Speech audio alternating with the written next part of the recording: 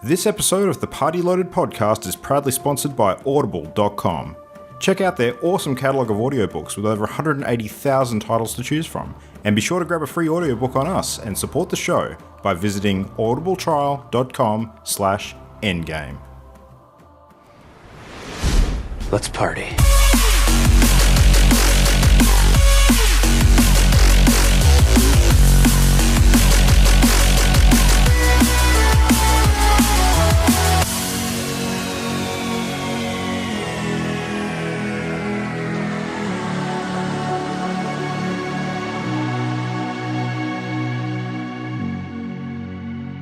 Welcome, one and all, to the Party Loaded podcast. This is episode, good God, what are we up to? 124?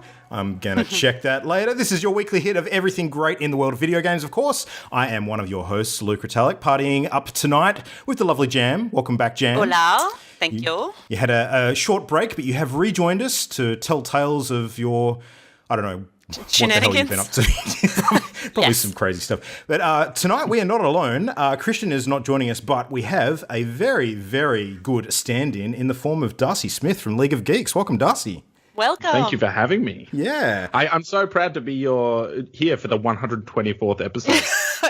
Such a milestone. It is the only one of its kind. So That's it. yeah, And never it's to be seen mine. again. As far as I'm concerned, oh no, it's ours. It's ours. It can be ours. It's 124. okay. You can own it. It's fine. Yeah, you can totally. Well, you Actually, have so many others, so like it's only fair. That's true. just to set expectations, though, the last guest we had that did decide to own an episode basically registered a domain for that episode while we were recording. Yuck. So Okay, that's a high standard, and Yeah. I can't compete with that. no, that's fine. No. That's fine. If you Tattoo can, after the show Yuck is will special. suffice. Yeah. Yeah. But anyway, Darcy's here to chat to us about a whole bunch of things tonight, sort of including the fun and frivolity you get up to at League of Geeks and everything Armello and what community management's all about and all that sort of stuff. So we will probably not waste any time, and I would like to kick straight into that because I want to hear some stories. Well, I'm stuff. really interested to see what you'll ask me. Oh. I'm keen. Okay, so the gauntlet's been thrown now. I feel like I have to throw a curveball in as the very first thing. Oh, no. No, I'm not going to do that. I love a curveball. I would love not. Actually, funny you should mention that. I was listening to some stuff on Andrew Denton the other day because he's well renowned as one of Australia's perhaps best interviewers. He certainly has a skill set, and he was revealing some of his techniques to sort of throw the guest off with some really good questions. I may throw one or two of those in tonight, completely steal his strategy, or I might just forget totally and have a good time. So anyway, let's kick off. So Darcy, not everybody probably knows what Armello is, and that is a problem that we should absolutely extinguish with brute force. Fix it. And by extension, let's fix it right here, right now. Yeah, absolutely. By extension, they maybe don't know what League of Geeks is, because there might be a world in which people are listening to us today and haven't listened to the last 123 episodes. So let's start before all of that with you in particular. So do you want to introduce yourself and give us the abbreviated version of the Darcy Smith story? All right, the Darcy Smith story. So my name is Darcy Smith. I am the community manager at League of Geeks, and I guess I have kind of like a weird story for a developer or someone that works in games. So from high school, there was so much pressure to go out and study something. They're like, choose how you want to spend your life forever now, and everybody else was like, I'll be an accountant, and then was hugely sad later. But for me, I had no idea. So I just went out and got a job, whatever I could get, basically. And I went and I became I did customer service stuff, and then I ended up sort of dismantling complaints for a big corporate beast, a big energy company. And I had eventually I just found myself sitting at my desk going, what am I doing? I've been doing this for a few years, and the work was sort of fine and it paid well, but I just didn't care about any of it. It just wasn't what I'm about, really. And I grew up interrupt me at any time because I'm just like in the zone. I'll get back to Go for dismantling complaints later because that conjured an image of sorts. So, but go on. Yeah. Sure. I think my parents were somewhat sort of disappointed with me just sort of like hanging out in this sort of situation as well, because my mum sort of works in arts and crafts and there's a milliner, so does costume design and a bunch of weird, interesting, amazing things. And my dad is a stand-up comedian from back in the day, a radio personality and that sort of. Wow. Nice. What a cool mix. Yeah. So they're awesome, and I was like this square dismantling sort of complaints for a sort of a large corporation that doesn't deserve it really. And I just decided that I never figured out what I necessarily wanted to do. I just figured out what I didn't want to do with a really big passion. Yeah, and I decided. That there were two things that I needed to choose between, and that was video games and comedy. And I think I chose video games, but I think when I made that choice, I actually just forged a new path straight down the middle between those choices. And now I'm a community manager that streams video games on the internet and talks to the community about our games and stuff. And that's awesome. me. That is not a terrible way for that story to end. Well, not that it's ended, of course, but for that leg of it anyway. Yeah. No, I must admit, your family especially, I did notice when I did a little bit of looking into sort of how many times your name pops up on random sites. One thing that was mentioned was that you actually had stage comedy experience yourself. So is that true? Yeah. I've done some stuff. Here and there. I've done a show for the Melbourne Fringe Festival, and some other bits and pieces of stage comedy, predominantly with my dad. How awesome would that be? Be able to do that with your dad. Sweet. Well, it's like a pretty rock solid sort of bonding experience. How many people sort of go up on stage with your dad and sort of tell jokes? So that was a great time. I loved it. It was like, for me, it was like, it was fun and all, but it was also like quality time, you know? Yeah. No, I know what you mean. I used to tell my dad jokes all the time, but now I just tell them to everybody. So yeah. Anyway, sorry, Jam. Over to you. I was just gonna follow up on the the video game angle. Is it video game always been a passion, or is there like other geeky things? Yeah, games has always been like, I grew up with video games. My dad showed me, games way too early for the time. Appropriate. Yeah, I think I was 6 years old, and my dad was yelling at me while I was trying to shoot arrows at the Butcher and Diablo 1 on PlayStation. Oh, brilliant. And then I had horrible nightmares of the Butcher walking around outside our house.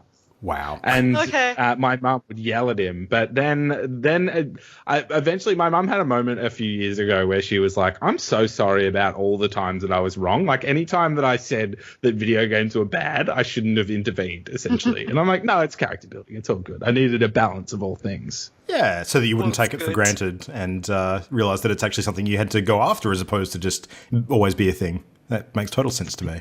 Yeah, and if I had spent more time inside playing video games and less time talking to people, then maybe I'd do video gaming better and talking not as well. So here I am. True. I know the grammar of that sentence was a disaster, a poorly timed disaster. That's great. No, I had it on the down low as well that you did actually graduate in game design and production from somewhere over in Melbourne. Is that true, or have I got that wrong? No, that's true. I went to the Academy of Interactive Entertainment, and that was really great. I think they were just creating the game design and production course. I was the first wave of students through that course, and I had a really awesome teacher whose name is Murray Lorden, and he was just such a huge inspiration for me. And he's just kind of like a why not guy. That was the biggest thing. Like, I was making a list of studios that I wanted to work for, and League of Geeks was at the very top, and I was like, I'll just see if I can volunteer. And he was like, why don't you just ask them for money? Like, why don't you just apply for a job? Like, why do you feel like you just have to volunteer or something? Why don't you just apply for a job? Yeah. And I was like, oh yeah, okay. And he was really sort of my conscience and my guiding light through getting into the industry.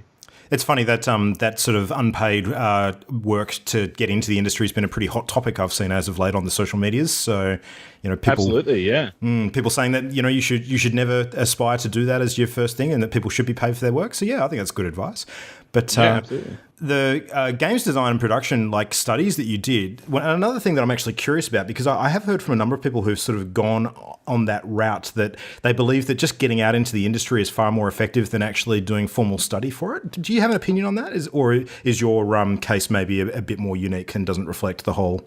No, I think I do have an opinion on that. I just think just doing anything is important, and so it's all well and good to be like, well, just go out and do it, but when you're starting at square zero, just going and doing it isn't really good enough guidance. Like what are you meant to be doing? Just YouTube tutorials.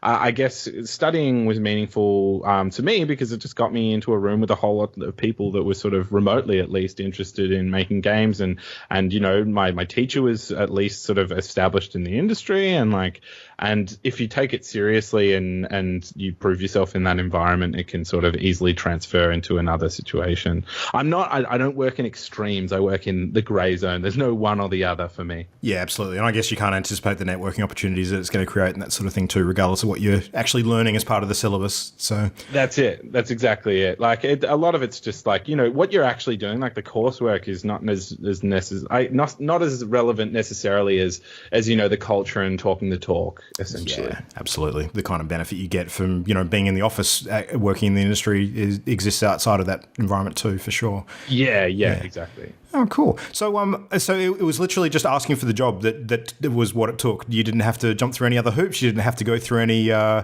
special hazing periods or tests or anything like that.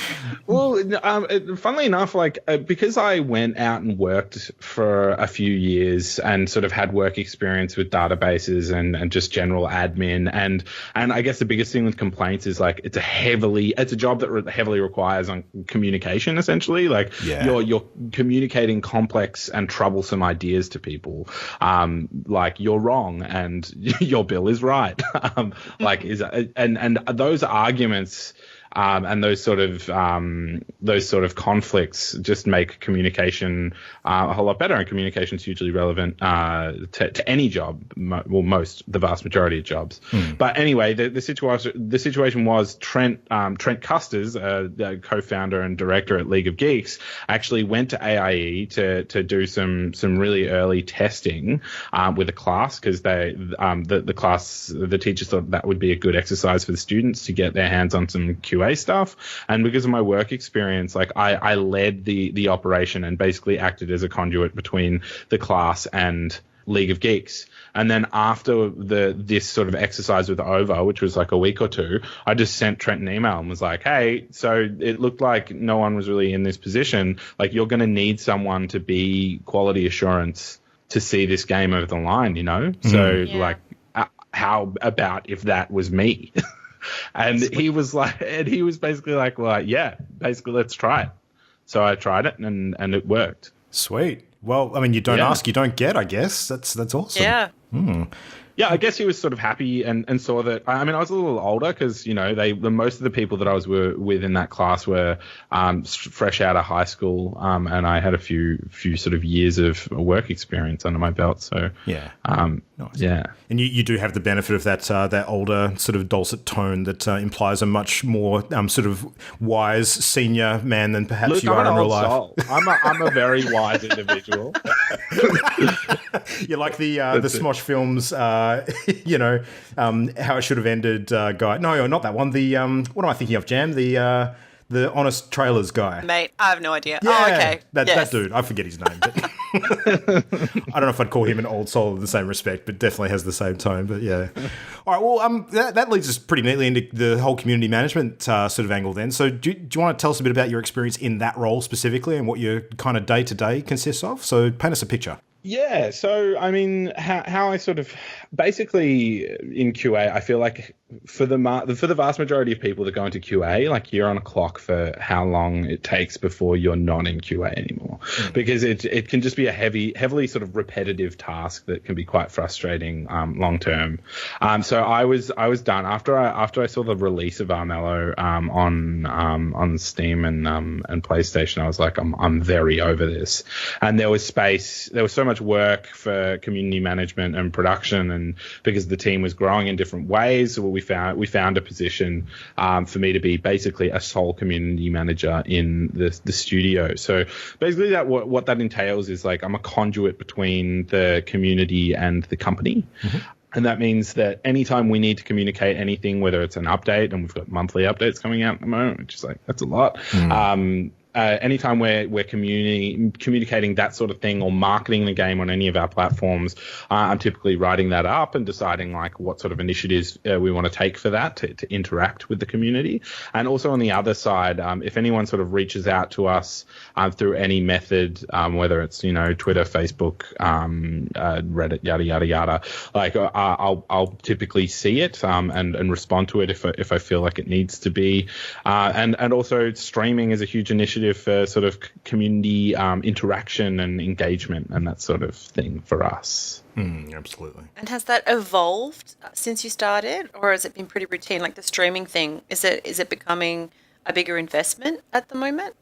Well, it's actually not becoming a bigger investment. In fact, no, it is becoming a bigger investment because we're more time poor. So it evolved from, a casual Friday afternoon / night thing, and that we worked its way into business hours, and then we sort of formalized it with like, shows and branding and that sort of thing.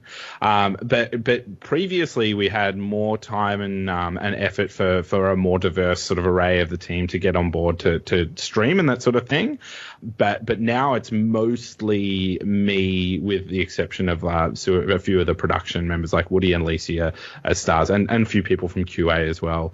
But I'm like hard pressed to get a director on now, whereas that was not necessarily the case back in the day.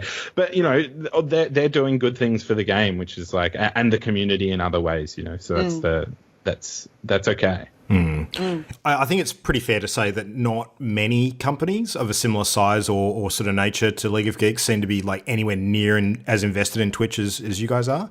Do you think there's a reason for that? Like, I mean, not so much from why it's important to League of Geeks. I think that pretty much is clear from what you were just saying. But why do you think that that's not the case with more other companies? Is that just a trend that is yet to catch on in a wider sense, or a League of Geeks that far ahead of the trend that you're just absolutely blowing everyone out of the water on Twitch? What's going on? What's going on is a very good question, because I've asked myself that sort of throughout the stages of this endeavor. The reason why other people don't do it is because it's largely untested. Yeah. And that is like, the time that we spend and the people that go behind it and the artwork that it takes to produce, to have a nice stream and the infrastructure. Like, we have a room in our studio that's soundproofed with 4 computers and a soundboard. Like, the money and time that we've invested into this endeavor is huge. And the return is not obvious. It's not something that you can necessarily quantify in an easy way. But I also, we are on the other hand, I guess the alternative to this, to this sort of unquantifiable situation is that now we have like a weird name for ourselves, especially in the industry, for having this content and it being something that's really special to our community and that sort of thing. People recognize us as developers that do stream, and our numbers are really our numbers are really good, relevant to anyone else that would stream for what works out to be 6 hours a week or so. Yeah, which is huge. It's funny, one of the comparisons I would draw, even though you might not think of it immediately, is some of the other larger games as a service that are big in today's age with mass numbers of players, and anything from your MMOs to your Destiny 2 to any other game that has that consistent sort of draw to pull players back on a regular basis, because there's always things going on for the game and there's always content being released. Armello, despite the possible limitations of the nature of the game that it is, has still like risen to the challenge and done all that stuff regardless. It actually amazes me how much of that community engagement is still possible with a game the nature of Armello that isn't anywhere near as big as some of these other studios out there. You're still doing it regardless. Yeah. So yeah. Yeah, I appreciate that. Like we try and compare ourselves to, you know, studios that have like that are huge and enormous, and like, you know, we want to be the best. Like, so I don't know if that's like delusions of grandeur, but like we just try really hard to make this content amazing, and you know we want to do it all, and that's part of the mentality as well, right? Like for the streaming thing, because it actually, when we doubled down on it, when we were like, are we going to pay streamers to cover our game? Like, should we do that? Is that a good idea? And then someone was like, how about we just pay us to like dedicate that money to fuel a stream, and then rather than like, you know, paying someone who doesn't necessarily want to check out our game to play our game, we get a channel that gets followers. It's like a great launching platform for potentially a new title or updates that we do in the future. Yeah. Like it's also like an investment for the future, because every follower is an asset essentially. As an aside, if that does change and you, as a company, decide to start paying streamers that love Armello, I can point you at a few people that might be in the running for that. Subtle. Well, I'll send you the form if it ever happens. That's it. Just sign in blood, absolutely. Oh, That's man. it. Would you just say that like all the Twitch stuff has been kind of the biggest challenge or the biggest learning curve for you in the community manager role, or is there something else that you'd point to as kind of the biggest thing you've had to overcome as you sort of, you know, became comfortable with the role? I think that it is a big challenge. Like, I guess it feels like I feel like a little bit of guilt when I say something like that, because I really do love it as well. And when you get paid for doing something, or when you get paid to do something that you love, and it's also a challenge, you feel like, I feel bad sort of saying that in that combination. I don't know. I'm not verbalizing what I mean. I hope you're reading between the lines of this sentence at least. Yes. Listening between the lines. Yeah. Yeah, that's it.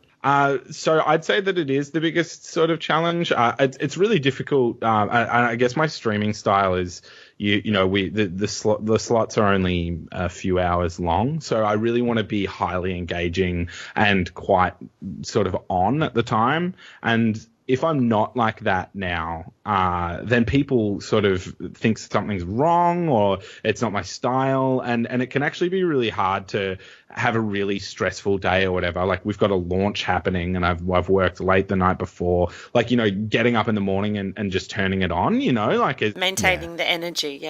Yeah, you know, like that could be really difficult. And there's been a lot of uncertainty with the journey. Like, at the moment, I'm not uncertain. I think that the venture is really proving to be helpful for our reputation. But along the journey, there have been times where I'm like, oh God, like the studio's really sort of had my back in this venture that has been predominantly my idea. And I don't want to let them down, you know? So it's been sort of insecurity, but for good reason.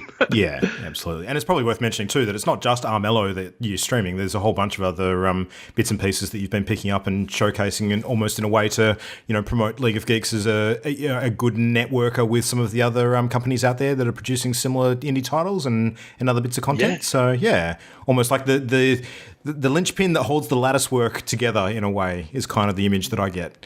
Yeah, well, I mean, Armello's only going to get us so far. So, I mean, with the streaming venture, you know, in God mode on, we have a phrase. I don't know how many people have this phrase, but in the studio, it's like God mode on, which is like restrictions. If you remove all restrictions, all possible barriers that are in the way, like God mode on, I would love League of Geeks to have a studio like Geek and Sundry, you know, where we get like amazing people in to guest spot in different, like, you know, so all different streaming shows and YouTube shows and that sort of stuff. So like God mode on, all resources sort of on our side or usable. Yeah, we'd have like a full service that is like a League of Geeks branch of like content. That would be amazing. If only you actually existed in a building where there were other people in the industry that had that kind of pull. I know.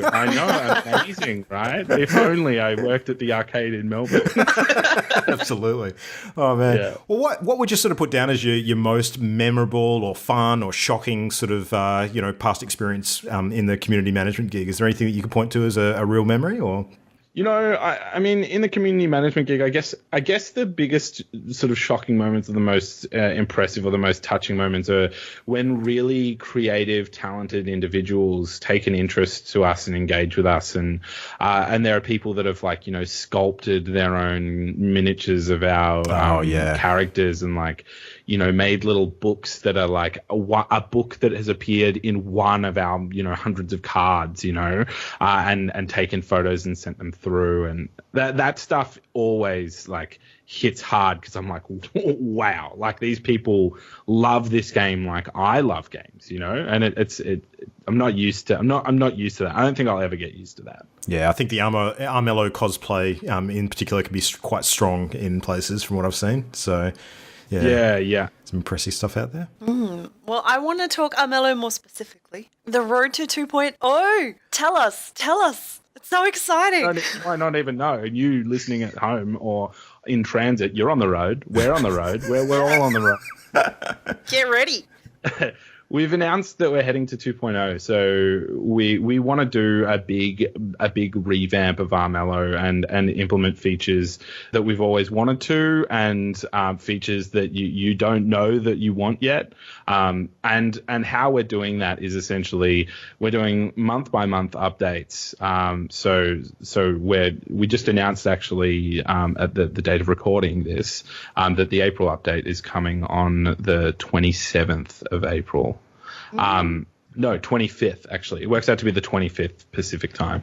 So that's the April update. We've had an update in March and Feb, and we'll keep doing those until later on in the year, and then we'll take a few month break, and then we're going to come out with the big 2.0 essentially. It's very exciting. Mm-hmm.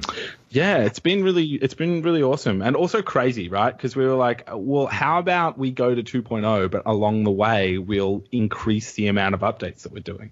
It was kind of a really counterintuitive thing that we've decided to do, but we're just going more. Let's just go more. Let's make all the crazy things we wanted to. I appreciate it wholeheartedly. These little tidbits keep me going. Yeah. I'm just always ready for the next announcement. Well, that's an interesting thing. Yeah, I guess because the smaller features are coming out in these monthly updates, but we have huge features behind the scenes that we're working on that should take everyone by surprise, I hope. Oh, I'm so excited. So would you say, you said things we don't know that we want. Would there be a nice balance of sort of suggestions? Do you have frequent requests that you maybe can or can't implement from the fans? Yeah, I mean, there are frequent requests that come through all the time. God, I don't want to show my hand here because no, that's fine. but yeah, there are things that come through all the time, and I guess it's a weird thing when people are because Armello is a free for all game, for example, how do you stop? But we allow people to queue in parties, right? So you and a friend can queue into a party, and there'll be two random people there who might not be in a party. And people, I guess a thing that's bubbled to the surface lately is teamers. Teamers are ruining the game because they come into the party with an allegiance and they gang up on other players. Yeah. And that can be a tough thing. And people tell us that as if we don't want it fixed, as if we don't. They tell us that as if we're not aware of the issue, or that we don't want to fix it. And that's sort of that can be hard because it's I need to communicate and reiterate constantly that we're aware of it, and we want it fixed, but there's no easy way for that at the moment, or no way. Because it's behavioural. Yeah, and hypothetically, we turn off the ability for party members to queue together, then a whole lot of people that love doing that aren't maliciously ganging up on players in the queue can't do what they've always done in our game, and that really sucks. And then we've isolated another portion of our player base, so Absolutely. we need to find whole solutions. We can't just like band-aid these issues. But sometimes they're large. The solutions can be large and time consuming. So it's just a matter of finding the time for that and an adequate solution. Speaking of our group in particular, I think if that did get implemented, that would kind of screw us a bit. But also speaking of our group, I mean, we do not hesitate to murder each other at every opportunity and climb to the top over the dead corpses. Yep. So I don't think we're part of the problem. Yeah, that's it. And I think I personally relate to that as well. Like I don't want to team up with my friend that I queue into and smash other players. Yeah. I'm going to be looking to screw over the person I queue. 100%. That's it. Because if it's me and them like in the queue and we've queued together, like all I care about is beating them. I think that's a good that's sort of memory. That's a good attitude sort of that exists pretty strongly in the board game community as well. I think like king making in general is frowned upon for most of the community. Absolutely. So yeah, it's good that transcends to computer games to a certain extent. Not everyone, but yeah. But I actually wanted to ask you about one of the changes in particular because it really piqued my interest in line with some stuff that's been going on in the industry in recent times. So in the March set of updates, one in particular that caught my eye was the loot redux. So, which of course was, a rejigging of the way that the Armello loot works with having to earn the keys and the chests separately to open up and get the goodies. Now, was that something that actually cropped up in line with some of the controversies we saw last year with the great loot box meltdown of 2017? Is that a big talking point amongst the team, or was that born out of something else? We've always spoken about it, and and obviously there were more conversations around, the whole EA fiasco. I don't know if I meant to say their name. It's like a Voldemort thing. It's fine. Are we all right? Are they listening? No, EA will rappel down from my ceiling like with a hit squad. It's fine. I'll take the brunt. That's it. It's funny because I meticulously track our negative reviews so I can see what trends are popping up. And a lot of the time, the trends that pop up in our negative reviews are not just a problem with our game. They're actually a problem that's perceived within the industry. So it's a talking point that trickles through. And there was a lot of negative reviews about loot boxes, but we also had already planned it. So this change has been something that we've wanted to do for ages because basically the chests and keys system that we had previously wasn't a really good way to reinforce play because now the system opposed to, from what it was to now when you play a game you get a box and you get to open it and you get something, and that is hugely important, because it feels awesome. Yeah, it's special. Yeah, exactly. And you should get rewards. We want people to be rewarded a lot. We want people to open a lot of boxes and get a lot of stuff. And it's not a huge amount of money that we were getting from the chests and keys. So we've actually for the most part just disregarded the money that we make from these things, and we more want to use it as a tool to distribute sort of cool things in the game, essentially. Limit the number of feel bad moments.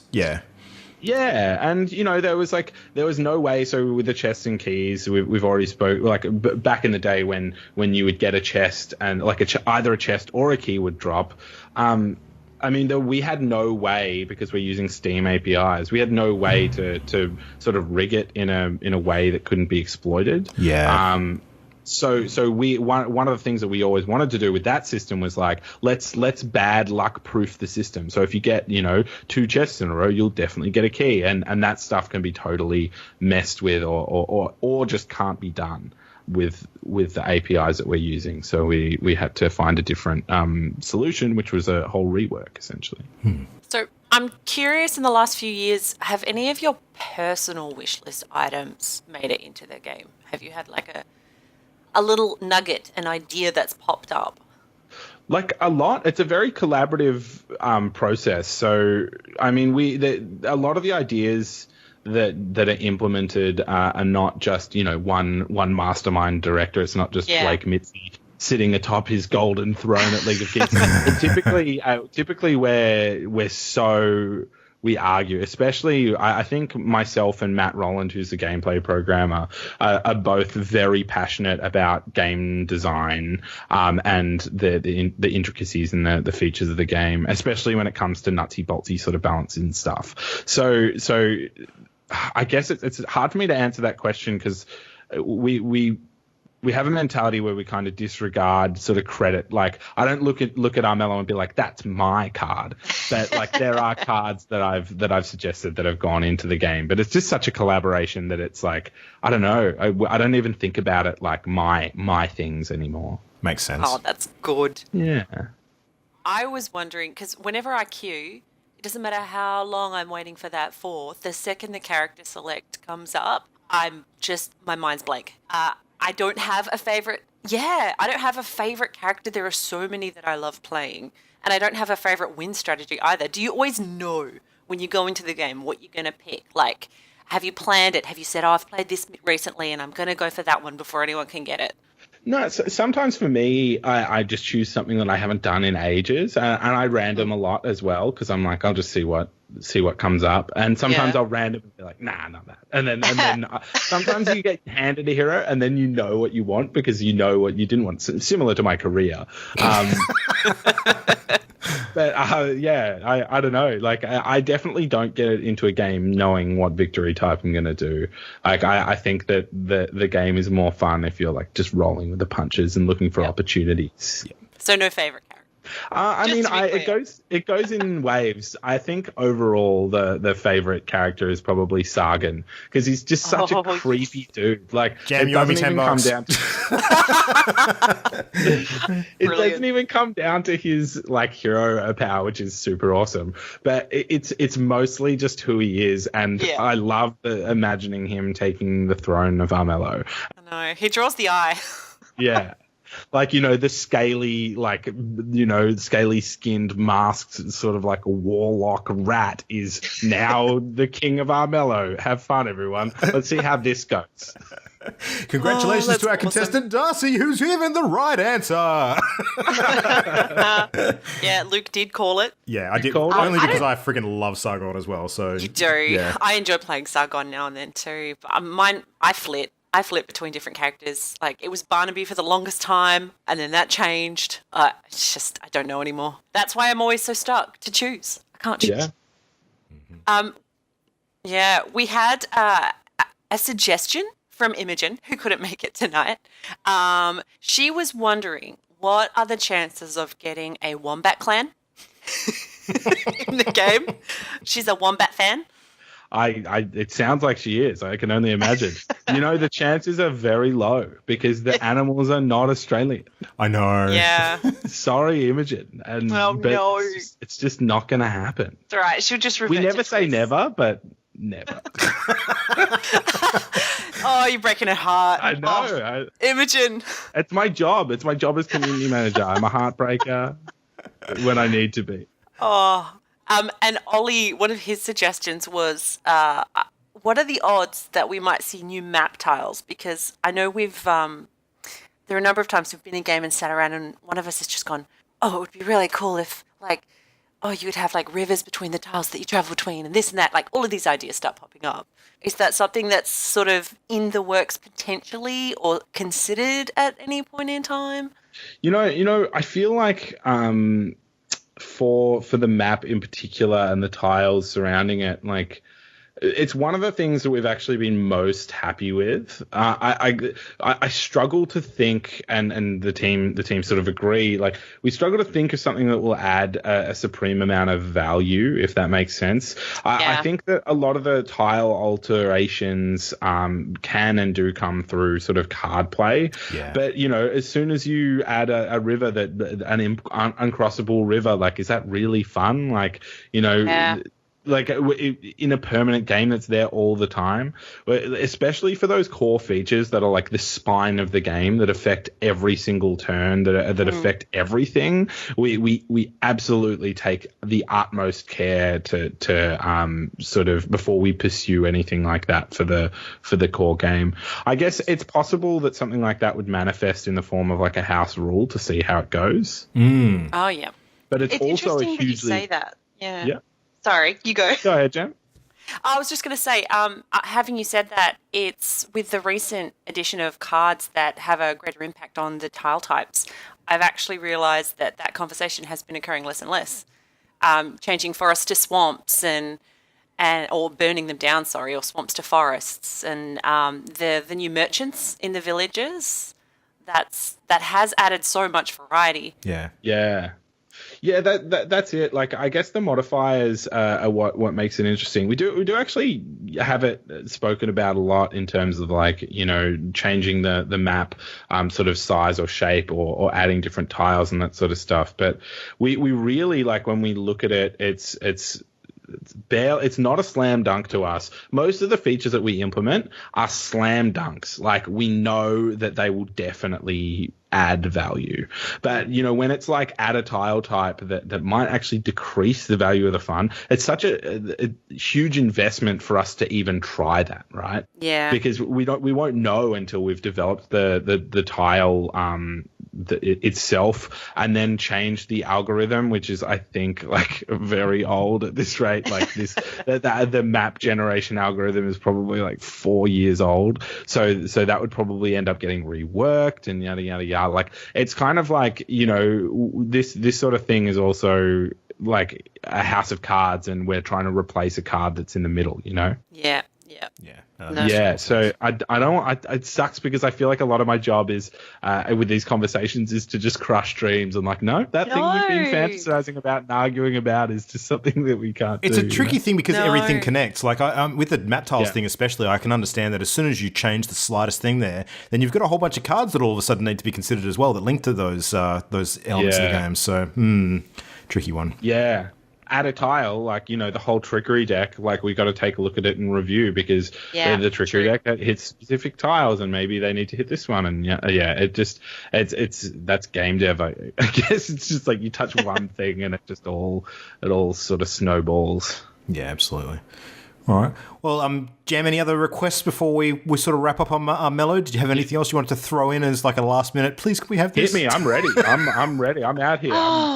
I'm just round having a one look. for me. I can go all day. I think the only other suggestion we had come through was a query about in-game text chat, but I mean, I can appreciate that would be a difficult thing. I personally love my limited chat options with random people. I think it's delightful too that I still can't figure out what my character's going to say when I choose the option, and I get surprised that it's slightly more offensive than I intended. A lot of them are heavily tailored to the character, but I mean, it's not, that issue is not as much of a sort of it's a lot to implement issue. It probably would be a lot to do it well, but that's actually more of a conscious choice by us. We don't want free chat in Armello because the internet can be a terrible place. I don't know if you spent much time on the internet, but we have a mentality where we never want anyone to use our game to spit sort of vile or abusive or, you know, like basically the most awful things that people say. We don't want those things to exist in our game.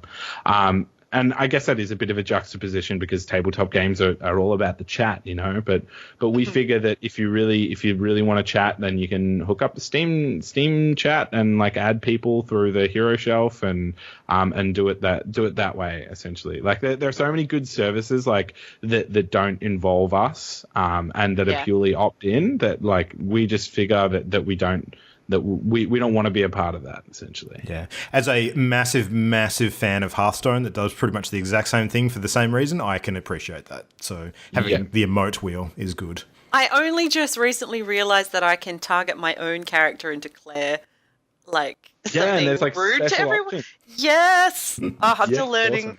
I love it. Well, my final suggestion / request would be like instead of having just dice and character rewards available in those chests, I would love to see some new emotes, like some custom emotes for the different characters. I think that'd be a really cool thing to have as bonuses, similar to what exists in a bunch of the different Blizzard titles and other games. So I think that is an awesome suggestion. That's one of those suggestions that like I think is really, that sort of thing is really attainable for us. Like that's in scope for something awesome that we can make, and I think that it would add a lot of value. Yeah. But we'll see. We've got some things in the works for sort of different character customization options and that sort of stuff. Oh, I cannot wait. Nice. All right. Well, at risk of that being something that's potentially on the cards already, I'll leave it there. But it's actually, I can say with confidence that it's not something that we're investing in at the moment. But it's a great idea, and I would love to implement something like that in the future, Luke. Sweet. All right. Well, I'll put that little feather in my cap then. That's a good one.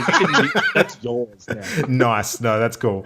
All right. Well, we'll sort of give you a break from answering the absolute like onslaught of questions, and let's kick back into a bit of a roundup of recent gaming. So, given that we've got you on to chat about all things, Armello and League of Geeks, you're also a video gamer as well, and you play fun stuff as I've seen. So, I've tried a game or two here and there. I may have.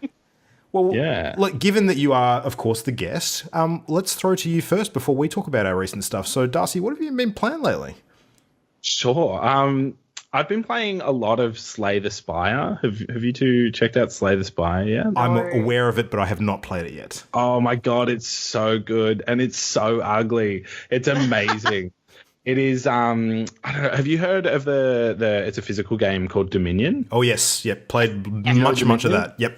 Yeah, okay, you're both on board. You're here. So that mechanic of like, you start with a basic deck, and then you have your own deck, and you draw a hand from it, and then you put it in your discard. You draw another hand, and then you shuffle. That sort of like, construct your deck as you go along. Yep. It is a roguelike dungeon crawler like that. So you'll start as like a warrior essentially in a dungeon, and all of your cards are strikes and defends. And then after you defeat enemies, you get like cards to choose from that you can put into your deck that you then draw in future fights. Am I making sense? Yeah. It sounds like a bit more one of those collaborative deck builders like Ascension or something like that.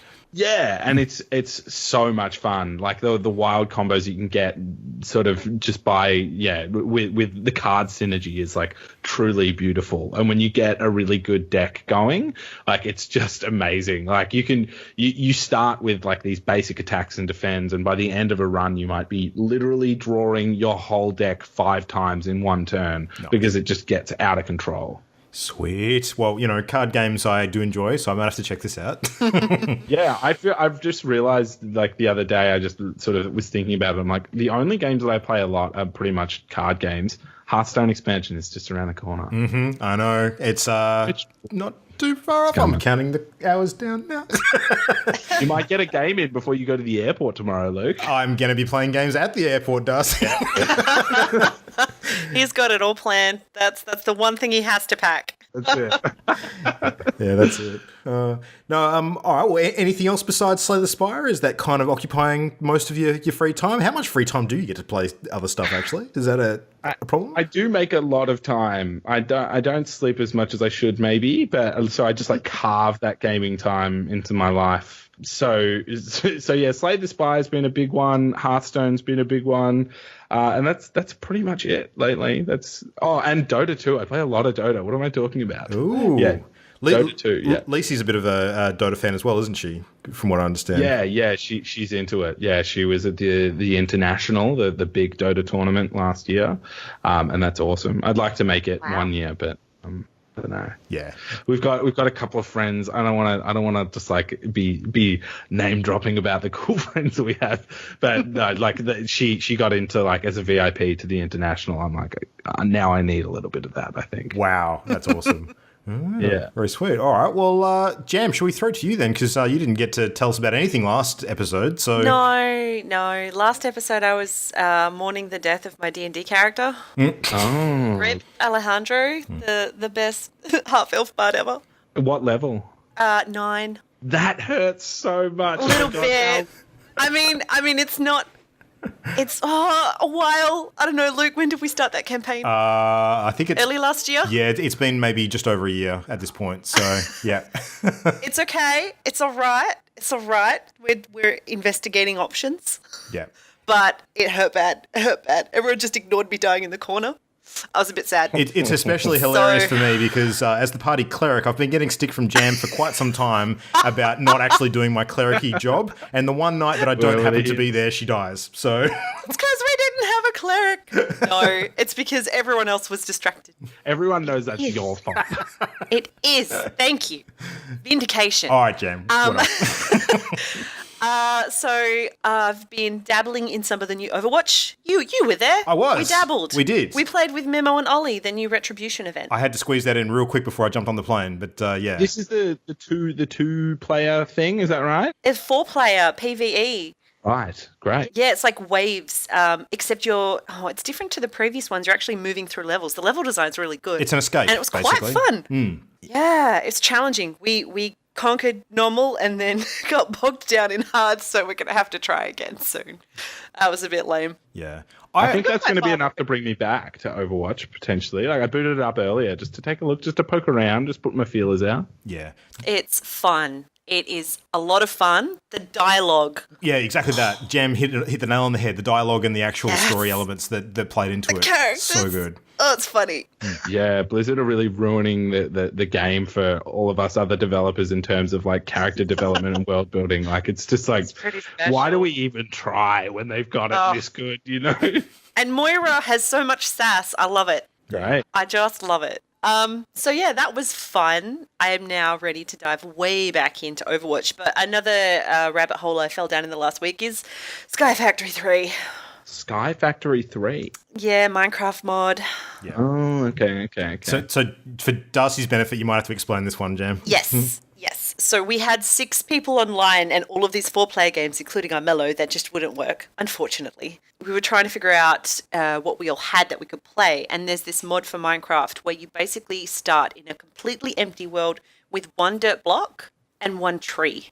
And there are so many mods incorporated into this that from that 1 dirt block and that 1 tree, you can build your world out around you. And it's amazing. And it gets incredibly sophisticated. Yep. This is including all the space around you doesn't exist. So if you fall off that block, you fall into nothingness. Nothing. Yep. Yeah, okay. So my question for Minecraft is, how come whenever I see Minecraft played, I'm like, oh, this is just like someone busting cubes and running around in circles. And then any more advanced than that, it's like, oh, this is a machine that crafts the world. I'm like, know, where is right? the in-between? I don't understand. To be. Especially with these mods, we have a couple of friends who, they're programmers, they're in IT, they know everything. Like, they get things. So Imogen and I are on this platform, and we're putting dirt down, and we're planting grass, and we're trying to get some animals together and some little crops of wheat going, and we turn around, and they've, made this automated cobblestone generator with an automated sifter, and they've got this network of tubes, and, they've powered it with a generator. What the hell? We were just punching bricks half an hour ago. And they lose me so quickly. So I'm focusing on the food in this new server that we've set up. There are so many different types of crops you can get now. All the little animals, like the bunnies, have a chance of spawning with tuxedos and top hats. It's adorable. So, yeah, got a bit lost. I'm just getting this fun image of 2 siblings, one sort of sitting cross-legged playing with Duplo, and the other one ripping out the Lego Technic and just building robotic stuff. Yeah, that's Also, Alan Fax shame over on in the you for corner. coming out with the Duplo and not Lego, by the way. Is Lego not the forerunner in this situation? Well, technically Duplo is Lego, so you've got to split hairs. Oh, come on. You mean the kitty big That's what the blocks. losers with Duplo say. Oh, that's so true. Yeah. Burn. You want to be it is Lego. you want to be a real veteran, you need the Meccano, rip your fingers apart on the nuts. Yeah, that's it. Give me some of that Bionicle action. Yeah, absolutely. Oh, God, yeah. If it's not a robot fight in an arena, then take it home. Oh, man. No. Yeah, but that's my gaming. What about you, Luke? Well, I'm just going to talk about Hearthstone for half an hour if we get onto that, so let's not do that. I'm so ready. No, that's okay. I mean, we do need to sort of keep tonight's episode a little shorter due to the fact that I've got to get up at 4 a.m. to hop on a plane. Nah. Don't pretend you sleep. No, that's all right. We've got a little bit of news to cover this week, and I think there's just maybe a short list of interesting topics. One, I'm super keen to hear Darcy's thoughts on. So Grand Theft Auto, I don't know if you know, Jam, is a very popular game. Oh, So much so that apparently it has actually just been declared as the most profitable entertainment product of all time. And that beats Star Wars, that beats Titanic, that beats Gone with the Wind. It's gone on to sell like 90 million units and brought in about in excess of $6 billion, apparently, according to MarketWatch, which is a financial information site. So what do you think about that? not surprised. The second most profitable game to Armello, actually. I think you'll find. Yeah. We wish. Yeah. Yeah. I'm not surprised at all. I've bought that game 3 times already Yeah. since release. 360, Xbox One, then PC. Like my character has progressed with me at every stage. It's yeah. Yeah. They have my money. It's crazy. Like, I guess they just nailed it in terms of having a game that has a premium price tag, but also has in-game purchases, right? Yeah. Yeah. I don't fully understand. I guess I do understand the joys of that game, but my experiences online haven't been overly positive.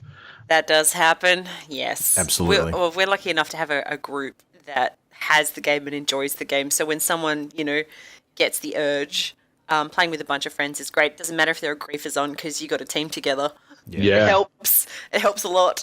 A game that popular does attract a certain element, though. And as fate would have it, about a week ago, my Rockstar account actually got hacked. So there you go. Wow. Oh, no. Mm-hmm. But I think the themes attract that type of player as well, right? You're like, the game's all about you being a badass sort of vigilante that, takes the world in whatever way you so choose. Mm-hmm. And then the players are like, I'm like that in real life too. Give me your shit. It's like Sea of Thieves players whinging about pirating. Darcy, does this mean that a game featuring fluffy bunnies and cuddly bears doesn't attract any dickheads at all, or? Yeah. No, of course. Right. No, they're all lovely. Yes, that's it. Until you start introducing the AK-47 cards, and then it's a whole different ball game. So. Oh no. No, that's not going to happen. All right, well, apart from that, talking briefly about Destiny 2 before, because it's something we haven't really touched on for a while because of everything else ripping our attention away. It has actually been revealed this week that the next expansion, called Warmind, is on the way for the 8th of May, or as we like to say in Australia, mate. Oh God. What? Yeah, potential future Australia Day. Who knows? We'll see how that pans out. But yeah, I know. I mean, there's not a huge amount of information about the story content in this one yet. There is a roadmap of changes that they've got scheduled for when it goes live, and it'll effectively kick off season 3 of the game. So there's going to be a big increase of vault space. You're going to be allowed to multi-emote, which is something that people have been crying out for.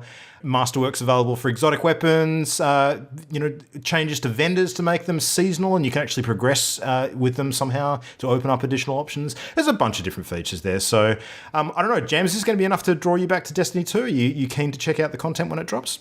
I mean, as soon as our friends do, I will. Mm-hmm. I'll dip my toes for sure. How long it'll keep me around, I have no idea. We will see. Destiny 2 is like, I wanted so much more. I had so much faith. I really banked a lot of hope on Destiny 2. I never played the original Destiny, but then when Destiny 2 was coming around, I'm like, this is going to be my game, actually. Like, everybody loves Destiny 1 in the state that it was, like, just before Destiny 2 came out. Yeah. And I just got bored of it very, very quickly. Like, more so than I feel like everybody says Diablo 3 was a major disappointment, but I think Diablo 3 was fantastic, especially put next to Destiny 2. Sorry, Destiny. We had a discussion very recently on the show along a topic of games that sort of failed at launch and then came back strong after the fact, and Diablo 3 was a big talking point around that, especially because they, especially when they hit consoles later down the track, that sort of gave the game a big fresh breath of life. So. But with Destiny, did you do the migration that so many other people seem to have around the time of Monster Hunter World launching, or did you escape that? No, Monster Hunter's never really grabbed me. I don't know, that's something about the world that just goes a little over my head, and I'm just like, am I hunting monsters? Like, is that it? Is that all of it? I don't know. Yeah, that's pretty much it. Yeah. Yeah. I forgot that's what distracted us. Yeah. Or we're not the only ones, Jam. I mean, that was a very know. common story pretty much everywhere you'd look. But I don't know whether it was just a perfect storm situation or a bit of an excuse to sort of jam the nails into Destiny harder or not. Who knows? But at the moment I'm seeing a very similar trajectory with Destiny 2 compared to Destiny where, there's a consistent drop-off and then maybe when they have the big expansion as opposed to just the mini ones, we might see some change. But until then, who knows? Yeah. I feel like they committed like the money and the sort of more technical side of the company sort of committed to this date and they just churned something out really, really quickly. Like if you look at how the game actually works and how it feels to like shoot a gun, like all of the aspects of how the game actually operates and how you interact with the game is like world class. Like it feels amazing, but there's just not enough there, like in terms of like the treadmill of to keep people interested. And I think that they will, I think you're right. Look, they will fix it. Like when they bank up a lot of content, then people will love it. Yeah. They kind of want to buy their time. New rates. Yeah. Do it all in one hit, make a big splash, get everybody back on, not a drip release. I think that's probably their best play at this point. Now, something else that just cropped up that I'm really curious to hear your thoughts on, Darcy, sort of given that, you've had a fair bit to do with Steam, through Armello's release and obviously ongoing sort of engaging with the community and the platform. So Steam's made a number of changes to their privacy settings very, very recently. So, and the privacy settings now have really sort of limited the amount of publicly available user data, and there's certain services out there that rely on that quite a bit, like there's a service called Steam Spy that tracks a lot of Steam data and sales trends and that kind of stuff, and it's pretty much nuked, their ability to do that. So, and this has been a very big theme this month with all of the focus on Facebook and Zuckerberg appearing before Congress to speak about privacy concerns and all that sort of stuff. So, I don't know. Is this a trend that you see heading further, or is it a good thing or a bad thing? What do you think? Oh, God, this is a hard question to answer. Yeah. I actually use those services. Like, it helps us. Yeah. Like, some of the insights that they provide are really useful. I guess I'm not fully across the sort of like the privacy and use of people's personal information, especially like I just don't see how it can be manipulated in a truly sort of negative or exploitative way in games at the moment, like from those services in particular. So I don't know. It comes down to how people feel and how Steam feels, essentially. I guess Steam probably felt that it was like with all of the talk about it, that they may as well just sort of tighten the reins. Yeah. I think game libraries are probably the thing that people are pointing at the most as information they'd like to see. But I mean, what they've effectively done is just broken down a lot of the privacy settings into a more granular sort of fashion and defaulted a lot of them to hidden until the person using the account chooses otherwise. So that's great, right? More control. I always opt for more control. Yeah. So if someone has more decision space to sort of craft their environment to be as they'd like it to be, then that's excellent. Yeah, absolutely. Jam, are you going to toggle with your Steam privacy settings? Or are you not too worried about this kind of thing? Probably. I tend to. I'm pretty sure I did this on another service just yesterday. Yeah. I can't remember which one, but I remember working through a series of questions going, no, I don't want them to know that. No. Yeah. Go away. I find this kind of stuff often as exciting as doing your taxes, so I tend to avoid it as much as possible and kind of just don't care.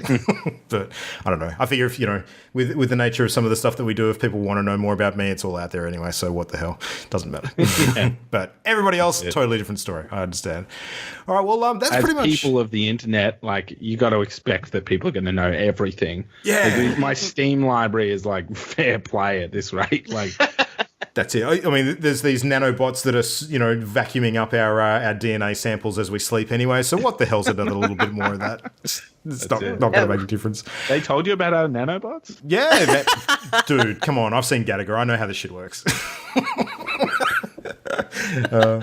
Well, anyway, Darcy, we're going to sort of wrap up there because I think we've gone long enough, and unfortunately, I do have to go and pack before I get slain by my wife. But thank you very much for coming on and hanging out with us tonight. It's been a blast. It's been good. Pleasure. Thank you so much for having me on. This has been great. Absolutely. Well, it would be remiss of us before we wrap up to give you the chance to spruik or promote or mention anything that you got going on or that League of Geeks has going on in the immediate future. So anything you want to put a shout out for?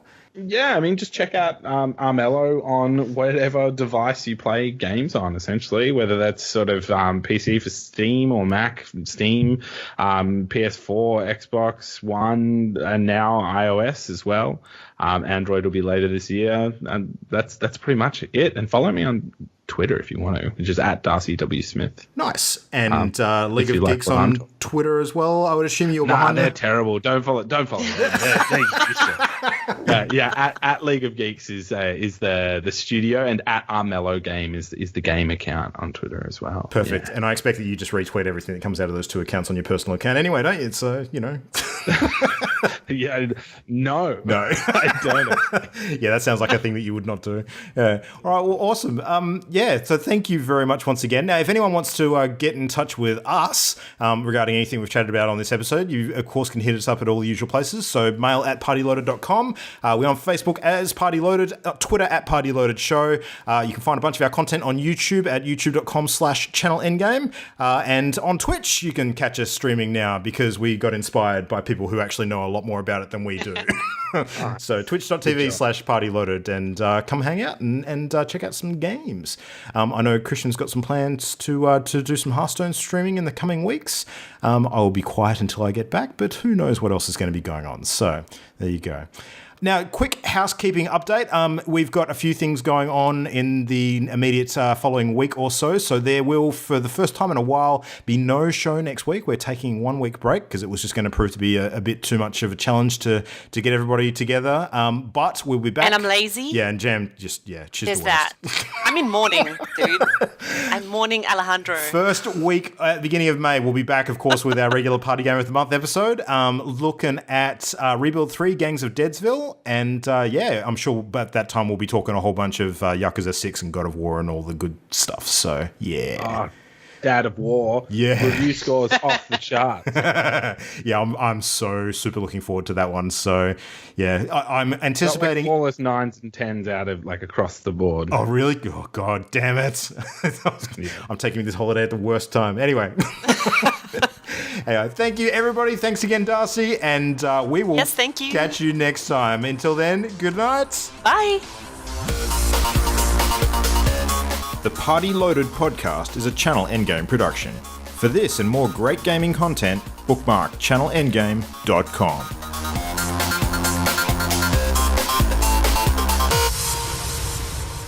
So, I mean, come on, Darcy, man. We talked about a whole bunch of stuff this episode. You promised us the goods. Where's the goods? All right. I'll give you the red hot. I'll give you the scoop. I'll give you the red hot tip. All right. I'm listening. So the features of the April update are Mercurio's novella, The Grinning Blade. That's a new novella that will be given out for free to everybody. Ooh. There'll be 2 new cards, and those 2 new cards actually relate to a mechanic or a system overhaul, which is the Explode Pool. So no longer will your dice in combats and in perils explode forever. Every character will have an Explode Pool equal to their spirit stat. Ooh. So if your spirit is 2, the maximum amount of explode, so rerolls on dice, is 2. That's cool. All right. I'm satisfied now. That's cool. Jam, you can remove the forceps. I think we can let him go.